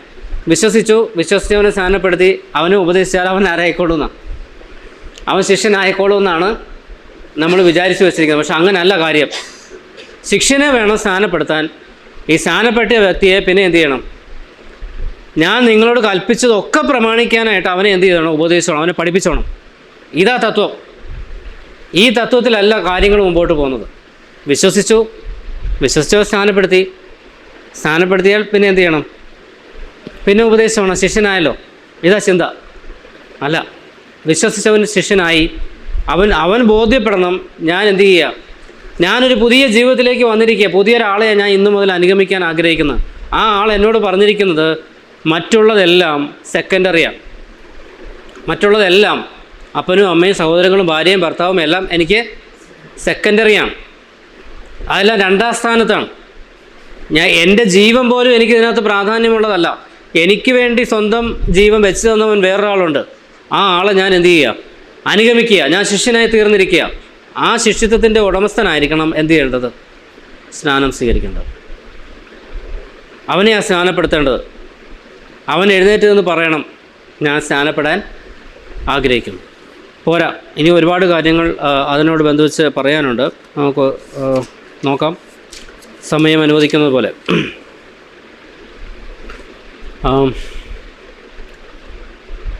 എപ്പോഴാണ് സ്നാനപ്പെടേണ്ടത്? എപ്പോൾ ഒരാളെ സ്നാനപ്പെടുത്താം? രക്ഷിക്കപ്പെട്ട്, ചോദ്യം ഒന്നുകൂടെ ക്ലിയർ ആക്കാം, രക്ഷിക്കപ്പെട്ട് എത്ര നാൾ കഴിഞ്ഞ് ഒരാളെ സ്നാനപ്പെടുത്താം? ശിഷ്യനായി കഴിഞ്ഞിട്ട്, തിരുവഴുത്തിൻ്റെ അടിസ്ഥാനത്തിൽ ശിഷ്യനായി കഴിഞ്ഞു, ഓക്കെ. ഇനി എപ്പോൾ അയാളെ സ്നാനപ്പെടുത്താം? അതിൻ്റെ പീരീഡ് നിശ്ചയിക്കുന്ന ആരാണ്? അതിന് സമയം നിശ്ചയിക്കുന്ന ആരാണ്? 2-3 ഉദാഹരണങ്ങൾ പറഞ്ഞു പോകാം. പൗലോസ് രക്ഷിക്കപ്പെട്ട സമയത്ത് പൗലോസിൻ്റെ കാഴ്ച പോയി. കർത്താവിനെ അറിയുന്ന സമയത്ത് കാഴ്ചയില്ല, കാഴ്ച വീണ്ടെടുക്കുന്നുണ്ട്. 3-ാം നാളാണ് ഈ സംഭവം നടക്കുന്നത്, സ്നാനപ്പെടുന്നത്. 3 ദിവസം കഴിഞ്ഞ് പൗലോസ് എന്ത് ചെയ്തു? സ്നാനം സ്വീകരിച്ചു. ഫിലിപ്പോസും ഷണ്ണനും രഥത്തിലിരുന്ന് കർത്താവിനെക്കുറിച്ച് പറയുകയും കേൾക്കുകയും ചെയ്തു. ഷണ്ണൻ ചോദിക്കുന്നൊരു ചോദ്യമുണ്ട്, ഇതാ വെള്ളം, ഞാൻ സ്നാനമേൽക്കുന്നതിന് എന്ത് വിരോധം, എന്ത് തടസ്സം? ഒരു തടസ്സവും ഇല്ല. നീ പൂർണ്ണ ഹൃദയത്തോടെ വിശ്വസിക്കുന്നുവെങ്കിൽ ആകാം. ഇപ്പോൾ ഫിലിപ്പോസ് എന്ത് ചെയ്തു? 2 പേരും വെള്ളത്തിലിറങ്ങി. ഫിലിപ്പോസ് ഷണ്ണനെ എപ്പോഴാണ് സ്നാനപ്പെടുത്തിയത്? അപ്പോൾ തന്നെ. അവിടെ സ്ഥലസഭയോട് ആലോചിച്ചില്ല. സഭായോഗം കൂടി വന്ന് ഒരു പ്രഖ്യാപനമൊന്നും നടത്തിയില്ല. കേരളത്തിൽ അങ്ങനെ ചെയ്തിട്ടുണ്ട്. കേരളത്തിൽ ഞങ്ങൾ ബൈബിൾ സ്കൂളിൽ പഠിക്കുന്ന സമയത്ത്, പേര് പറയുന്നില്ല, ഒരു അധ്യാപകൻ ഞങ്ങളോട് ഈ സ്നാനത്തെക്കുറിച്ച് പഠിപ്പിച്ച സമയത്ത് പറഞ്ഞൊരു സംഭവമാണ്. ഒരു സുവിശേഷകൻ യാത്ര ചെയ്യവേ ബസ്സിലോ ട്രെയിനിലോ, എൻ്റെ ഓർമ്മ ക്ലിയർ അല്ല, ബസ്സിലാവാനാണ് സാധ്യത. യാത്ര ചെയ്തപ്പോൾ ഒരാളോട് സുവിശേഷം പറഞ്ഞു. ഇതേ പ്രതികരണമുണ്ടായി. അവർ 2 പേരും ബസ്സിൽ നിന്നിറങ്ങി. ഈ സുവിശേഷകൻ ആ ആളെ സ്നാനപ്പെടുത്തി. ഈ കാര്യം അയാൾ വന്ന് അയാളുടെ സ്ഥലസഭയിൽ പറഞ്ഞപ്പോൾ അയാളെ കൊല്ലാത്തതെല്ലാം കഴിച്ചു സഭ. ഞാൻ പറഞ്ഞു മനസ്സിലായോ? ഇത് സഭയെ വെച്ച് നടത്തേണ്ടതാ, സഭ തീരുമാനിക്കേണ്ടതാ എന്നും പറഞ്ഞ് ഞെട്ടിച്ചു. പക്ഷെ സംഗതി എന്ന് പറയുന്നത്, ഇനി ഞാൻ വേറെ അതൊന്ന് വ്യക്തമാക്കാൻ ഇങ്ങനെ പറയാം. ഇപ്പോൾ മുഹമ്മദ് സഭ എന്നെ കമൻറ്റ് ചെയ്തിരിക്കുന്ന ഒരു സുവിശേഷകനാണ്. ഞാനിപ്പോൾ നോർത്ത് ഇന്ത്യയിൽ എവിടെയെങ്കിലും ആണ് വർക്ക് ചെയ്യുന്നതെന്ന് വിചാരിക്കും, സുവിശേഷ പ്രവർത്തനം ചെയ്യുന്ന അവിടെയാണെന്ന് വിചാരിക്കും. ഞങ്ങളവിടെ ചെന്നു, പ്രവർത്തിച്ചു, ചില ആളുകൾ മുമ്പോട്ട് വന്നു. അവരെ സ്നാനപ്പെടുത്തണമെങ്കിൽ എന്ത് ചെയ്യണം? മുഹമ്മദ് സഭയിലോട്ട് കൊണ്ടുവന്ന് സ്നാനപ്പെടുത്തണോ, അതോ മുഹമ്മദ് സഭ എന്ന ആളുകൾ അങ്ങോട്ട് വന്ന് സ്നാനപ്പെടുത്തണോ, അതോ ഞാൻ ഒറ്റയ്ക്ക് അവിടെ അവരെ സ്നാനപ്പെടുത്തും? ഏതാണ് പ്രായോഗികമെന്ന് പറയുന്നത്? അതേ നടക്കുകയുള്ളൂ. ഇവിടുത്തെ ഉറപ്പ് ദിവസങ്ങളുടെ ഉറപ്പോ, ആഴ്ചകളുടെ ഉറപ്പോ, മാസങ്ങളുടെ ഉറപ്പോ, വർഷങ്ങളുടെ ഉറപ്പോ അല്ല. രക്ഷിക്കപ്പെട്ടു എന്നതാണ് ഉറപ്പ്. രക്ഷിക്കപ്പെട്ടു എന്ന് ഒരാൾ പൂർണ്ണമായി ബോധ്യപ്പെട്ട് അയാൾ സ്നാനമേൽക്കാൻ ആഗ്രഹം പ്രകടിപ്പിച്ചാൽ അയാൾ എന്തു ചെയ്യാം? പക്ഷേ എന്തുകൊണ്ടാണ് ഇന്ന് സ്ഥലം സഭകൾ ഇത് വൈകിപ്പിക്കുന്നതെന്ന് അറിയാമോ? അതിനും വേറൊരു വ്യക്തമായ റീസണുണ്ട്. എന്താണെന്ന് ചോദിച്ചാൽ, വചനം പഠിക്കുക എന്നുള്ളതല്ല, ഈ ആളെ പഠിക്കുക എന്നുള്ളതാണ് റീസൺ. ഈ ആൾ എന്ത് ഉദ്ദേശത്തിലാണ് സഭയിലേക്ക് വന്നിരിക്കുന്നത്? അയാൾ വാസ്തവത്തിൽ രക്ഷിക്കപ്പെട്ടയാളാണോ? ഇത് ജെനുവിൻ കേസാണോ അല്ലയോ? ഇങ്ങനെയൊക്കെ ഒരാളെ പഠിക്കാൻ വേണ്ടിയാണ് നമ്മൾ എന്ത് ചെയ്യുന്നു? സമയം ഇത് വെച്ച് നീട്ടിക്കൊണ്ടുപോകുന്നത്. പക്ഷേ അയാൾ രക്ഷിക്കപ്പെട്ടുവെന്ന് അയാളുടെ വാക്കിൻ്റെ അടിസ്ഥാനത്തിൽ പറഞ്ഞു കഴിഞ്ഞാൽ, അയാൾ സ്നാനപ്പെടണമെന്ന് ആഗ്രഹം പ്രകടിപ്പിച്ചാൽ പിന്നെ തടസ്സമൊന്നും ദൈവവചനത്തിൻ്റെ അടിസ്ഥാനത്തിൽ ഇല്ല. അതിനൊരു മറുവശം എന്ന് പറയുന്നത്, ഇത് പുതുതായിട്ട് വരുന്ന ആളോട് മാത്രമാണ് ഈ അകൽച്ച കാണിക്കുന്നത്. നമ്മുടെ ഇടയിൽ ജനിച്ചു വന്ന ഒരു കുഞ്ഞാണ് എഴുന്നേറ്റ് നിന്ന് രക്ഷിക്കപ്പെടണമെന്നും സ്നാനപ്പെടണമെന്ന് താല്പര്യം പറഞ്ഞാൽ പിന്നെ സഭ രണ്ടാമത് ആലോചിക്കുമോ? ഡേറ്റ് ഫിക്സ് ചെയ്യുന്നു, സ്നാനപ്പെടും. വേണമെങ്കിൽ വെരി നെക്സ്റ്റ് സൺഡേ, അടുത്ത ഞായറാഴ്ച വേണമെങ്കിൽ നമ്മൾ എന്ത് ചെയ്യും? സ്നാനപ്പെടുത്തി. നമുക്ക് പിന്നെ വൈകിപ്പിക്കാൻ തോന്നത്തില്ല. എന്താ തോന്നത്തില്ല? വർഷങ്ങളായിട്ട് നമുക്ക് പരിചയമുള്ള കുഞ്ഞായതുകൊണ്ടാണ്. പക്ഷെ ആ കുഞ്ഞ് രക്ഷിക്കപ്പെട്ടോ ഇല്ലയോ എന്നുള്ളത് നമുക്കൊട്ടും അറിയത്തുമില്ല, ഉറപ്പുമില്ല. അപ്പോൾ ഇതൊക്കെ വിരോധാഭാസകരമായ കാര്യമാണ്, പരസ്പര വൈരുദ്ധ്യങ്ങളായിട്ടുള്ള കാര്യങ്ങൾ. പക്ഷേ ദൈവവചനത്തിൻ്റെ അടിസ്ഥാനത്തിൽ ഒരാൾ രക്ഷിക്കപ്പെട്ടു എന്ന് പറഞ്ഞാൽ ആ വാക്കിനെ മാനിച്ച് നമുക്ക് എന്ത് ചെയ്യാം? അയാൾക്ക് സ്നാനപ്പെടണമെന്ന് ആഗ്രഹം പറഞ്ഞാൽ സ്നാനപ്പെടുത്താം. പക്ഷേ ഒറ്റ കണ്ടീഷനേ ഉള്ളൂ, ഈ സ്നാനപ്പെടുന്ന വ്യക്തി തീരുമാനിച്ചിരിക്കണം, എന്താ? ഞാൻ ക്രിസ്തുവിനെ അനുഗമിക്കാൻ ആരംഭിച്ചിരിക്കുന്നു. ഇനി വരും വരാഴികൾ ക്രിസ്തുവിനെ അനുഗമിക്കുന്നു എന്നുള്ളതിൻ്റെ ഒറ്റ കാരണം കൊണ്ട് വരുന്നതെല്ലാം സഹിക്കാൻ അയാൾ തയ്യാറായിരിക്കണം. കാരണം എന്താ? ഞാൻ ആ ക്രൂശ് എടുത്തു വെച്ചേക്കുന്നത്, ഞാൻ സമൂഹത്തിൻ്റെ മധ്യത്തിൽ അങ്ങനെയുള്ളൊരാളാണ് എന്ന് ആ ആൾക്കൊരു ഉറപ്പുണ്ടായിരിക്കണം. എന്ന് പറഞ്ഞാൽ നമ്മൾ ഒരാളോട് സുവിശേഷം പറയുമ്പോൾ ആ ആളെ ഈ ബോധ്യത്തിലേക്ക് നമ്മൾ കൊണ്ടുവരണം. രക്ഷിക്കപ്പെട്ട് കഴിഞ്ഞപ്പോൾ പ്രശ്നമെല്ലാം അവസാനിപ്പിച്ചു എന്നൊരു തെറ്റിദ്ധാരണയിലേക്കാണ് കൊണ്ടുവരുന്നതെങ്കിൽ പാറപ്പുറത്ത് വീണ വിത്ത് പോലെ ആയിപ്പോവും. വേരുണ്ടായിരുന്നില്ല, ശകലം മണ്ണുണ്ടായിരുന്നു, അങ്ങോട്ട് ആഴ്ന്നിറങ്ങി ഒന്ന് തൊടിച്ചങ്ങോട്ട് വളർന്നു, പിന്നെ ഇറങ്ങാൻ പറ്റാതെ വരുമ്പോൾ എന്ത് ചെയ്യും? വാടിപ്പോവും. പക്ഷേ ഈ കാര്യങ്ങളെല്ലാം അയാൾക്ക് വ്യക്തമായിരിക്കണം. ഇനിയും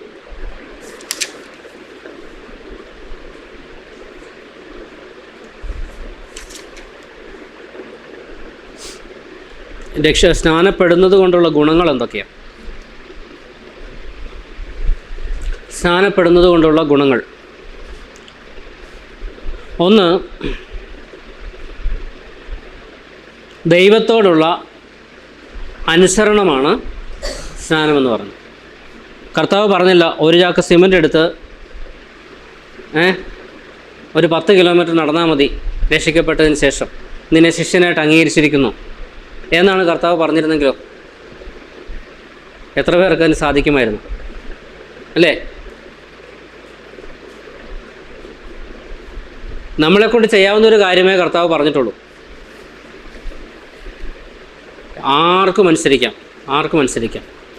എൻ്റെ കൂടെ കുമ്പനാട് ബഥനിയിൽ വചനം പഠിച്ച വയനാട്ടിലുള്ള സഹോദരൻ സജിയുടെ ജ്യേഷ്ഠൻ സന്തോഷ് ചേട്ടായി എന്ന് ഞങ്ങൾ വിളിക്കുന്നത്. ചേട്ടായി 30 വർഷമായിട്ട് തളർന്നു കിടക്കുന്ന ആളാണ്.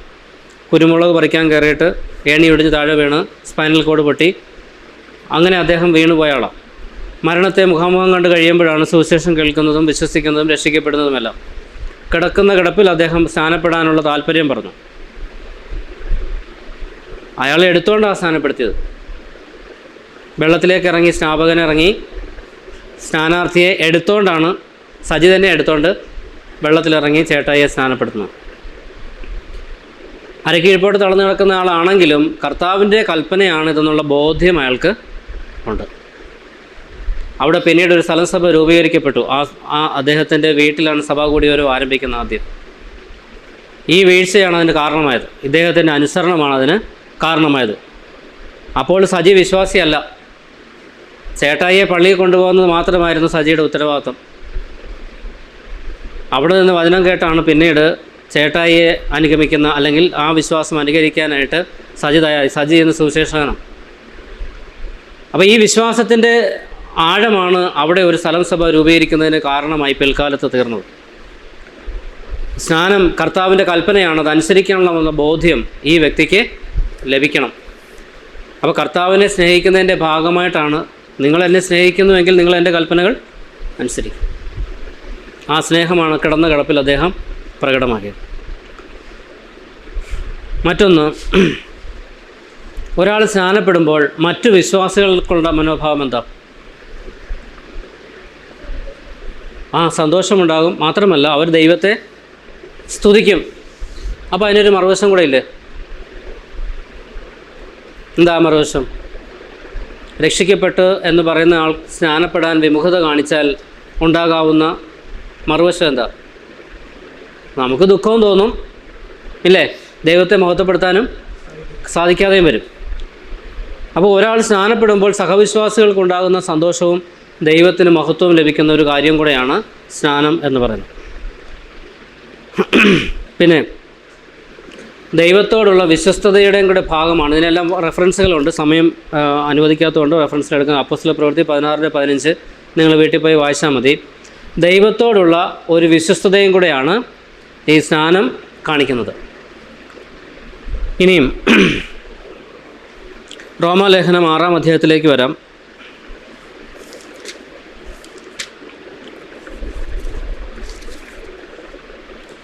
റോമാലേഖനം 6-ാം അധ്യായം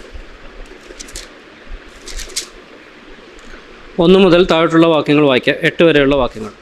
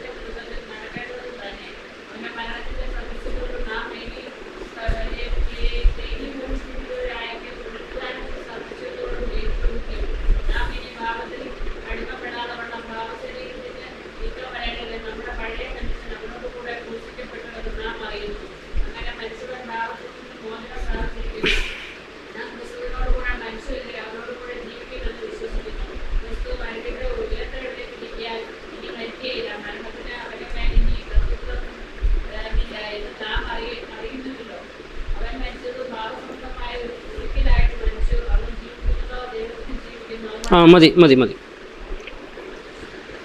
സ്നാനത്താൽ സംഭവിക്കുന്ന ചില കാര്യങ്ങൾ അവിടെ പറഞ്ഞിട്ടുണ്ട്. 3 കാര്യങ്ങളൊന്ന് പെട്ടെന്ന് പറഞ്ഞിട്ട് നമുക്ക് അവസാനിപ്പിക്കാം. 1, ക്രിസ്തുവിനോടൊപ്പം മരിക്കുന്നു. 2, ക്രിസ്തുവിനോടൊപ്പം അടക്കപ്പെടുന്നു. 3, ക്രിസ്തുവിനോടൊപ്പം ഉയർത്തെഴുന്നേക്കും. 8-ാമത്തെ വാക്യം, നാം ക്രിസ്തുവിനോടുകൂടെ മരിച്ചു എങ്കിൽ, അപ്പം ക്രിസ്തുവിനോടുകൂടെ ഒരു മരണം ആവശ്യമാണ്. നേരത്തെ ഞാൻ പറഞ്ഞു ഇത് വിശ്വാസത്താലാണ് സംഭവിച്ചതെന്ന് പറഞ്ഞു. എല്ലാവർക്കും വേണ്ടി ഒരുവൻ മരിച്ചപ്പോൾ എല്ലാവരും മരിച്ചു. പക്ഷെ അത് ഹൃദയത്തിലാണ് നടന്നത്. ഇത് പരസ്യമായി കാണിക്കുന്ന ഒരു ശുശ്രൂഷയാണ് സ്നാനമെന്ന് പറയുന്നത്. അപ്പോൾ ഞാൻ വെള്ളത്തിലേക്ക് ഇറങ്ങുകയാണ്, പഴയ ആൾ വെള്ളത്തിലേക്ക് ഇറങ്ങുന്നു. ക്രിസ്തുവിനോടുകൂടെ മരിക്കാൻ ഞാൻ തയ്യാറായി എന്ത് ചെയ്യുക? വെള്ളത്തിലേക്ക് ഇറങ്ങുന്നു. ഇനി 4-ാമത്തെ വാക്യം,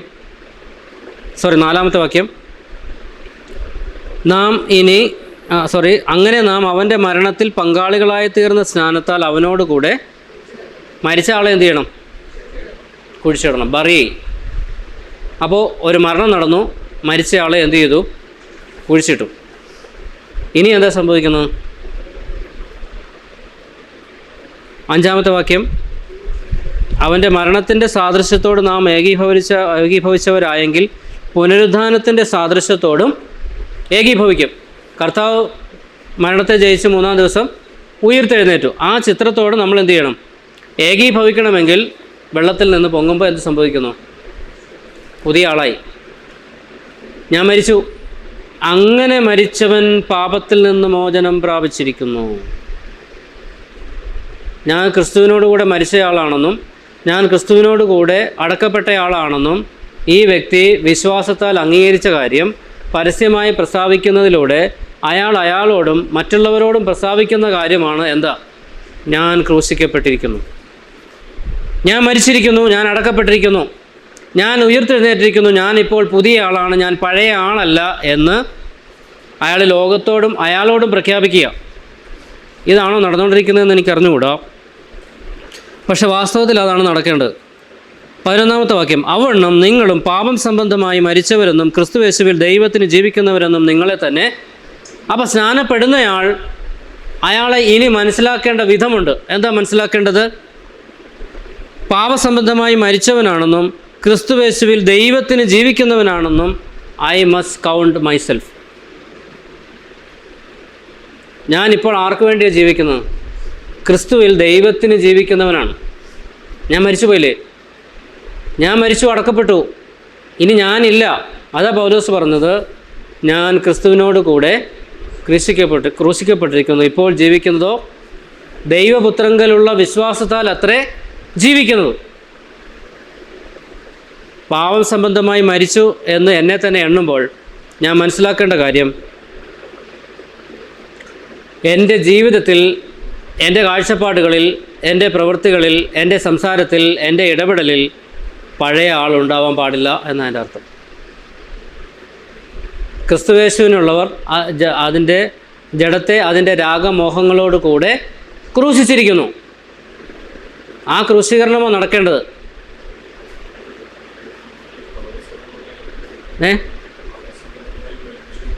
ആ ആ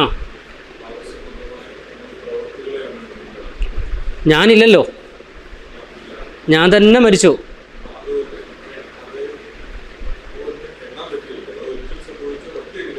ഒരിക്കൽ സംഭവിച്ച കാര്യമാണ്. ആ എണ്ണുക എന്ന് പറഞ്ഞാൽ അങ്ങനെയല്ല, പരിഗണിക്കുക എന്നുള്ള അർത്ഥത്തിലാണ്. റെക്കണിങ് എന്ന വാക്കാണ്. എന്നെ അങ്ങനെയാണ് പരിഗണിക്കേണ്ടത്. എണ്ണുക എന്നുള്ള ട്രാൻസ്ലേഷൻ വന്നിരിക്കുന്നതേ ഉള്ളൂ. പരിഗണിക്കുക, ഞാൻ എന്നെ അങ്ങനെ കരുതണം. ഞാൻ പഴയ ആളല്ല, ഞാൻ മരിച്ചുപോയി. ഞാൻ മരിച്ചെങ്കിൽ ഇപ്പോൾ ഒരാൾ ജീവിക്കുന്നുണ്ട്, അത് ഞാനല്ല, ക്രിസ്തുവാണ് എന്നിൽ ജീവിക്കുന്നത്. അപ്പോൾ ഇത് സ്നാനത്തിലൂടെ ഞാൻ ലോകത്തോട് പ്രഖ്യാപിക്കുക. പക്ഷേ വാസ്തവത്തിൽ ഈ പ്രഖ്യാപനം എൻ്റെ ഹൃദയത്തിലാണ് ആദ്യം നടന്നത്. ഒരുവൻ ക്രിസ്തുവിലായാൽ അവൻ പുതിയ സൃഷ്ടിയാകുന്നു, പഴയത് കഴിഞ്ഞുപോയി, ഇതാ അത് പുതുതായി. അപ്പോൾ പുതുതായി ജനിച്ചതും ജീവിക്കുന്നതുമൊക്കെ പഴയത് തന്നെ ചെയ്യാൻ വേണ്ടിയിട്ടാണോ? പഴയത് തന്നെ പറയാൻ വേണ്ടിയിട്ടാണോ? അപ്പോൾ പാപസംബന്ധമായി മരിച്ചവനാണെന്ന് ഞാൻ എന്നെ തന്നെ പരിഗണിക്കണം. ഞാനിപ്പോൾ ജീവിക്കുന്നത് ക്രിസ്തുവിന് വേണ്ടിയാണ് ജീവിക്കുന്നത്, അല്ല ക്രിസ്തുവാണ് എന്നിൽ ജീവിക്കുന്നത്. ഞാൻ ദൈവത്തിന് വേണ്ടിയാണ് ജീവിക്കുന്നത്. ഇത് സ്നാനപ്പെടുന്നയാൾ മനസ്സിലാക്കേണ്ട കാര്യമാണ്. ഒരുപാട് കാര്യങ്ങൾ അത് സംബന്ധിച്ച് പറയാനുണ്ട്. സമയം അവസാനിക്കുന്നതുകൊണ്ട് തൽക്കാലം അവിടെ അവസാനിപ്പിക്കുകയാണ്. അപ്പം സ്നാനം എങ്ങനെയാണ്? സ്നാനം എന്ന വാക്കിൻ്റെ അർത്ഥം എന്താണ്? സ്നാനം എങ്ങനെയാണ് ചെയ്യേണ്ടത്? ആരാ സ്നാനം ഏൽക്കേണ്ടത്? എപ്പോൾ ഒരാളെ സ്നാനപ്പെടുത്താം? സ്നാനപ്പെട്ട വ്യക്തി സ്വയം മനസ്സിലാക്കിയിരിക്കേണ്ട കാര്യം, അയാളെക്കുറിച്ച് എന്താണ് മനസ്സിലാക്കിയിരിക്കേണ്ടത്? ഈ 5 കാര്യങ്ങളാണ് നമ്മളിപ്പോൾ ഇത്രയും നേരം കൊണ്ട് ഓടിച്ചൊന്ന് ചിന്തിച്ചത്. ഇനിയിപ്പോൾ സ്നാനപ്പെട്ടവരും ഇനി സ്നാനപ്പെടാനുള്ളവരും ഒക്കെ ഒന്ന് ഇതിനെക്കുറിച്ച് ചിന്തിക്കുന്നത് നല്ലതാണ്. ഇങ്ങനെയൊക്കെ ആയിരുന്നോ സ്നാനപ്പെട്ടത്? അതോ സ്നാനപ്പെട്ടതിന് ശേഷവും ഞാൻ പഴയ ആളായിട്ടാണോ ജീവിക്കുന്നത്? ഈ കാര്യങ്ങളൊക്കെ നമുക്കൊന്ന് വിചിന്തനം ചെയ്യണം. ഇനി ചിന്തിച്ചിട്ട് കാര്യമില്ല. എന്നാലും പാപം സംബന്ധമായി മരിച്ചവരാണെന്ന് മനസ്സിലാക്കണം. സ്വഭാവമെങ്കിലും ക്രിസ്തുവിനോട് അനുരൂപമായി രൂപാന്തരപ്പെടുന്നവരായി തീരാനായിട്ട് ശ്രമിക്കണം. രക്ഷിക്കപ്പെട്ടു എന്നുള്ള ഉറപ്പാണ് ആദ്യം വരുത്തേണ്ടത്. അവിടെ തെറ്റിയിട്ടുണ്ടെങ്കിൽ രണ്ടാമത് സ്നാനം ഏൽക്കുന്നതിന് തടസ്സമില്ല. രക്ഷിക്കപ്പെട്ടില്ല എന്നൊരു ബോധ്യത്തിലേക്ക് എത്തുന്നുണ്ടെങ്കിൽ വീണ്ടും സ്നാനപ്പെടുന്നതിന് തടസ്സമില്ല. എന്തായാലും പാപസംബന്ധമായി മരിച്ചവനാണെന്നും ക്രിസ്തുവിൽ ദൈവത്തിന് ജീവിക്കുന്നവനാണെന്നുമുള്ള ആ പരിഗണന എല്ലാ ദിവസവും നമ്മുടെ ജീവിതത്തിൽ ഉണ്ടായിരിക്കണം. അങ്ങനെ ജീവിക്കുവാൻ ദൈവം നമ്മെ സഹായിക്കട്ടെ. ദൈവനാമം വാഴ്ത്തപ്പെടുമാറാകട്ടെ.